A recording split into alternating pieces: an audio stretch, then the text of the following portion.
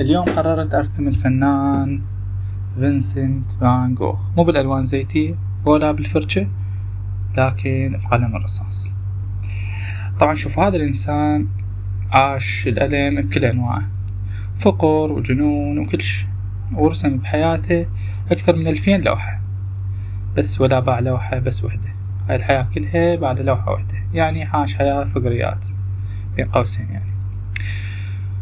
وبعد وفاته صار واحد من أعظم الفنانين بالتاريخ. طبعا احنا دائما الفنانين اللي بحياتهم ما يكون عندي الشهرة قليل يعني لما ترسم وجهه تحس بالحزن بعينه، بالغربة وبالصرخة الساكنة.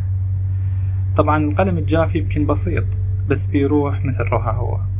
كان الهدف الشهرة، كان هدفه يفهم الحياة ويرسم النور وسط العتمة وسط الظلام.